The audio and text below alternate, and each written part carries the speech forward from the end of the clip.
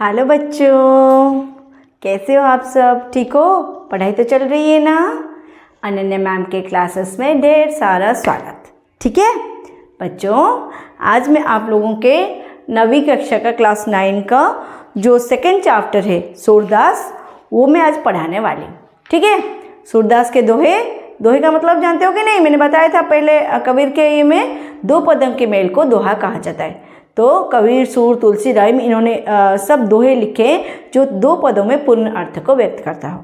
ठीक है, चलो आज हम पढ़ते हैं कि सूरदास। बच्चों, वीडियो स्टार्ट करने से पहले मैं ये बता दूं कि आप लोगों को अगर मेरी वीडियो पसंद आ रही है तो अनन्या मैम के क्लासेस को आप सब्सक्राइब कर लेना, बेल आइकन को प्रेस कर देना और लाइक भी करना और अपने दोस्तों से शेयर करना बिल्कुल मत भूलना। ओके, ठीक है, चलो अब पढ़ते हैं सूरदास। कवि परिचय। सूरदास भक्तिकाल के सर्वश्रेष्ठ कृष्ण भक्त कवि थे। भक्तिकाल जानते हो, 4 काल है: आदिकाल, भक्तिकाल, रीतिकाल और आधुनिक काल। ठीक है, सूरदास जो है वो भक्तिकाल के श्रेष्ठ कवि, कृष्ण भक्त, एक तो वो कृष्ण भक्त कवि थे और वो सबसे श्रेष्ठ कवि थे भक्तिकाल के।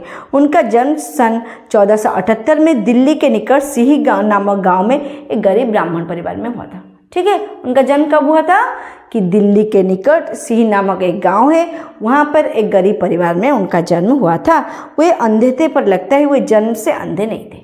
वो तो अंधे थे सूरदास, मतलब इसीलिए उनको सूरदास कहा जाता है क्योंकि वो अंधे थे, लेकिन ऐसा प्रतीत होता है कि वो जन्म से अंधे नहीं थे। मथुरा और आगरा के बीच यमुना नदी के तट पर स्थित गौ घाट पर उन्होंने संगीत, काव्य और शास्त्र का अभ्यास किया और विनय के भाव से पदों की रचना की। ठीक है, उन्होंने क्या किया ना, मथुरा के निकट एक गौघाट, एक जगह का नाम है, नदी का, यमुना नदी के तट पर गौघाट एक जगह का नाम है। वहाँ पर ही बैठकर उन्होंने अपनी विनय के भाव से, मतलब अपने आप को समर्पित करते, भगवान की शरण में अपने आप को समर्पित करते हुए भाव से उन्होंने क्या लिखा है ना, कविताएं लिखी है। आगे चलकर वे वल्लभाचार्य के शिष्य बन गए और ब्रज जाकर गोवर्धन के पास परसुली नामक जगह पर अपनी स्थायी निवास बनाकर लिखते रहे। ठीक है, आगे चलकर वो कहाँ गए ना, ब्रज चले गए और गोवर्धन पर्वत है ना, जानते हो कि नहीं, गोवर्धन पर्वत देखा होगा टीवी में, तो वहाँ जाकर उन्होंने अपनी जो स्थायी निवास बनाए और परसुली नामक जगह पर, और वहीं पर बैठकर वो क्या ना अपनी काव्य कविता लिखते रहे। सूरदास वात्सल्य रस के बड़े ही भावुक कवि थे। वात्सल्य रस उनको मतलब बचपना, लोगों का बचपना या कृष्ण के बचपना उन्हें बहुत पसंद है। ब्रज भाषा पर उनका पूरा अधिकार था। उनकी भाषा क्या थी ना, ब्रज थी। सूरसागर उनकी प्रामाणिक रचना क्या है ना, सूरसागर है। इसमें उन्होंने श्री कृष्ण बाल लीलाओं का वर्णन बहुत सुंदर ढंग से किया है। सूरसागर में ज़्यादातर कृष्ण के बाल लीलाओं का ही वर्णन हुआ है। कवि ने कृष्ण का पालने पर झूलना, घुटने के बल चलना, चांद के लिए मचलना, नहाते समय रूठ जाना, मक्खन की चोरी करना, मिट्टी खाना आदि प्रसंगों का बड़ा ही मनमोहक वर्णन किया है। ठीक है, कृष्ण ने जिस तरह की पालने पर कैसे झूलते थे, कैसे घुटनों के बल चलते थे, है ना, कैसे चांद के लिए मचलते थे, माने चंद्र कुमागिबा ये सब जिनस समय रूठ जाना, मक्खन की चोरी करना, मक्खन चोरी केमती करथिले, ए सब जिनिस कौन करथिले ना, सी अति सुंदर सहज वर्णना करछन्ती।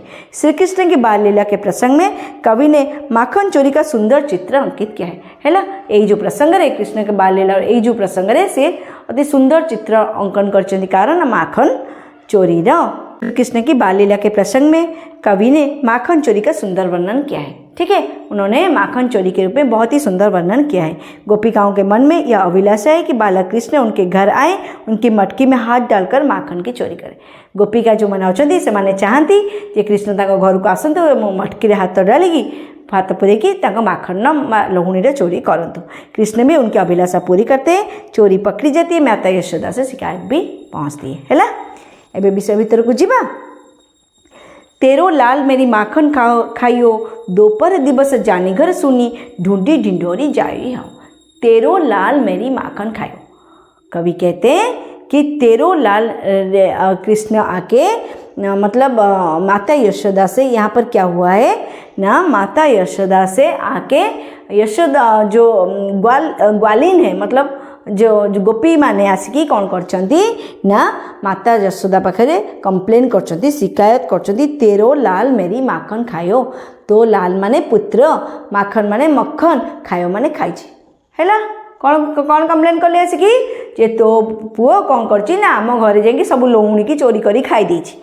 ओके, कौन खाई केतबेले खाई ना दुपर दिवस जानी घर सुनी दुपर माने खरा बेले जेतबेले जानिला से जानी घर सुनी माने सुनी माने कौन माने खाली शून्य घर खाली समस्त निज निज रूम रे कबाट देकी सोईचंदी दुआर मुहटा खोला अछि हैला तो दीपर दिवस जानी घर सुनी ढूंढी ढिंडोरी जाई आयो खोजी खाजी के जाई कौन कर देछि जाई सेठी पहुँची जाइछि कोठी जो लोकों घरे पहुँची जाइछि ताको दरवाजा मेन गेट खोला अछि दुआर के नाती रूम भीतर सब सोईचंदी निर्दम खरा बेल टाइम सेठू जाई ढूंढी ढांडी की खोजी खाजी की जाई कौन कर जाइछि पहुँची जाइछि खोल किवार सुन मंदिर किवार मतलब दरवाजा शून्य मंदिर खाली घर दरवाजा कबाट को खोलिकी दूध दही सब माखन खबायो माने कौन ना खोई दे क्षीर दही छेना सब कौन कर देछि से कौन कर देछि पिले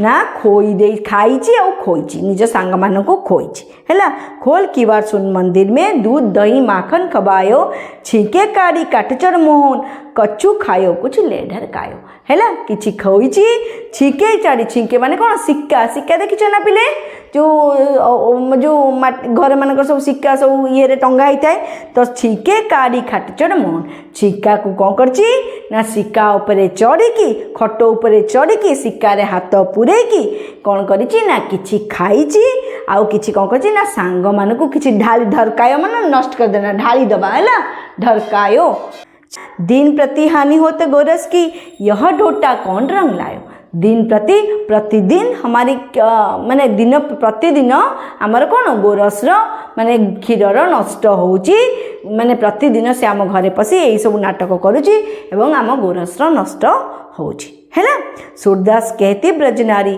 पुत अनौक जाय सूरदास कहउचंदी ब्रजनारी आसिक शिकायत करचंदी कंप्लेन करचंदी जे केमिति अनोखा पुत्र को एक्सेप्शनल अनोखा माने एक्सेप्शनल केमिति गोटे अनोखा पुत्र को तू जन्म देइछु जे कि आमको आम जीना हराम कर रखिछि आमर सब माने घर शून्य मंदिर रे पसि जाउची आम घर खाली देखिकी पसिकी आम क्षीर दही लौणी सब खाई खुई दउची सांग मान को दे दउची केते ढाई दउची नष्ट कर दउची प्रतिदिन आमर गोरस नष्ट होउची सरीगला छोटिया कविताटी थिला बट बहुत ही सुंदर कविताटी थिला पिले तमर आज एतिकी आउ पुणी नेक्स्ट क्लास रे देखा हबो जे जदि तुमको मो वीडियोटी पसंद आसुची ताले प्लीज मो चैनल को सब्सक्राइब करिवो बेल आइकन प्रेस कर दबो ताकि मु जो भी वीडियो अपलोड करे तुम पाखरे पहुँचब ठीक अछि आ सांग मानक सहित शेयर करे को बिल्कुल भूलिबनी थैंक यू बाय बाय।